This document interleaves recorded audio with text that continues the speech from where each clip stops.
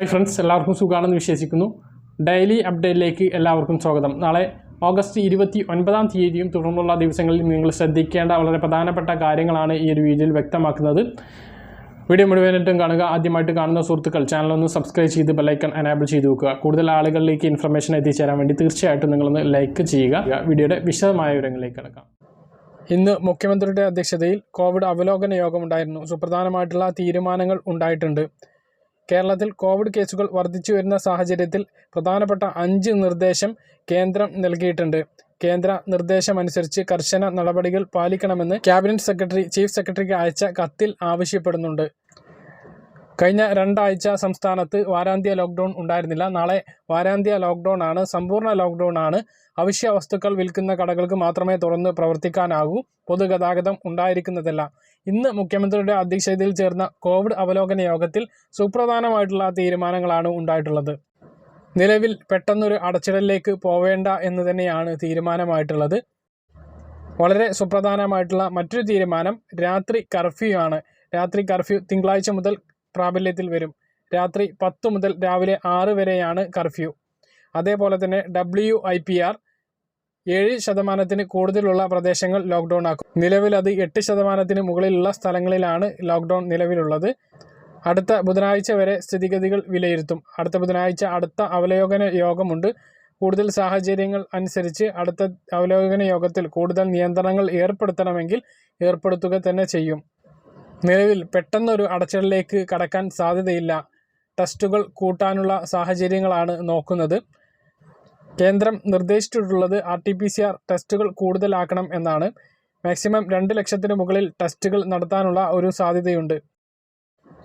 ഇന്നത്തെ കോവിഡ് കണക്ക് നോക്കിയാൽ 31,265 പേർക്കാണ് കോവിഡ് രോഗം സ്ഥിരീകരിച്ചത്. 21,648 പേർ രോഗമുക്തി നേടി. ടെസ്റ്റ് പോസിറ്റിവിറ്റി നിരക്ക് ഇന്ന് 18.67 ആണ്. കഴിഞ്ഞ 24 മണിക്കൂറിനിടെ 1,67,497 സാമ്പിളുകളാണ് പരിശോധിച്ചിട്ടുള്ളത്. 153 മരണം കൂടി സ്ഥിരീകരിച്ചതോടുകൂടി 20,466 മരണങ്ങളായി. ഇനി മറ്റു അറിയിപ്പുകൾ നോക്കാം.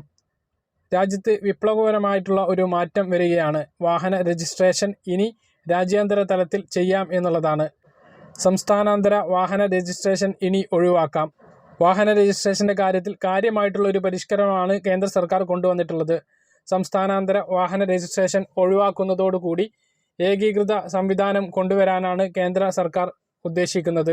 ഇങ്ങനെ വരുമ്പോൾ ഒരു സംസ്ഥാനത്ത് നിന്ന് രജിസ്റ്റർ ചെയ്ത വാഹനം മറ്റൊരു സംസ്ഥാനങ്ങളിലേക്ക് കൊണ്ടുപോകുമ്പോൾ രജിസ്ട്രേഷൻ ഒഴിവാക്കാം.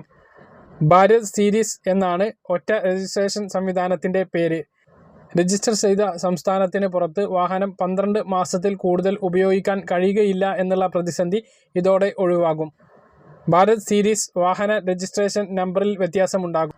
നമ്പർ ഇപ്രകാരമായിരിക്കും. വാഹനം വാങ്ങിയ വർഷത്തെ അവസാന 2 അക്കവും BH എന്നീ ഇംഗ്ലീഷ് അക്ഷരവും 4 അക്കങ്ങളും പിന്നെ ഇംഗ്ലീഷ് അക്ഷരമാലയിലെ ABCD തുടങ്ങുന്ന സീരീസും.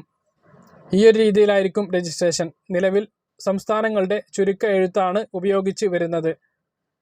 നികുതി 15 വർഷത്തെ ഒറ്റത്തവണ അടക്കുന്നതിന് പകരം 2 വർഷമാക്കി ചുരുക്കിയേക്കും. ഈ ഒരു പദ്ധതിയുടെ ആദ്യഘട്ടത്തിൽ പ്രതിരോധ ഉദ്യോഗസ്ഥർ, സംസ്ഥാന കേന്ദ്ര സർക്കാർ ഉദ്യോഗസ്ഥർ, പൊതുമേഖലാ സ്ഥാപനങ്ങൾ, 4 അതിലധികമോ സംസ്ഥാനങ്ങളിൽ പ്രവർത്തിക്കുന്ന കമ്പനികൾക്കും ആദ്യഘട്ടത്തിൽ ഈ സേവനം ലഭ്യമാകുക. നിലവിലുള്ള വാഹനങ്ങൾ ഭാരത് രജിസ്ട്രേഷനിലേക്ക് മാറ്റണമോ എന്നതിനെക്കുറിച്ച് ഉപരിതല ഗതാഗത മന്ത്രാലയം വിശദമായ വിജ്ഞാപനം പുറപ്പെടുവിപ്പിക്കും. വാഹന നിയമവുമായി ബന്ധപ്പെട്ട് വരുന്ന ഏറ്റവും വലിയ ഒരു മാറ്റമാണ് ഇത്. മറ്റൊരു പ്രധാനപ്പെട്ട അറിയിപ്പ്, കേരളത്തിൽ അതിതീവ്ര മഴയ്ക്ക് സാധ്യതയുണ്ടെന്ന് കാലാവസ്ഥാ വകുപ്പ്. എറണാകുളം, ഇടുക്കി, തൃശൂർ, പാലക്കാട്, മലപ്പുറം, വയനാട്, കോഴിക്കോട്, കണ്ണൂർ, കാസർഗോഡ്, കോട്ടയം, ആലപ്പുഴ എന്നീ ജില്ലകളിൽ ശനിയാഴ്ചയും ഞായറാഴ്ചയും ശക്തമായ മഴയ്ക്ക് സാധ്യതയുണ്ടെന്ന് കാലാവസ്ഥാ വകുപ്പ് അറിയിച്ചിട്ടുണ്ട്. താഴ്ന്ന പ്രദേശങ്ങളിൽ താമസിക്കുന്ന ആളുകൾ, നദീതീരങ്ങളിൽ താമസിക്കുന്ന ആളുകൾ, ഉരുൾപൊട്ടൽ, മണ്ണിടിച്ചിൽ സാധ്യതയുള്ള മലയോര മേഖലകളിൽ താമസിക്കുന്ന ആളുകൾ തുടങ്ങിയ ആളുകൾ അതിജാഗ്രത പാലിക്കണമെന്ന് മുന്നറിയിപ്പിൽ പറയുന്നു. ഇത്രയും അറിയിപ്പുകളാണ് ഈ ഒരു വീഡിയോയിൽ വ്യക്തമാക്കാനുള്ളത്.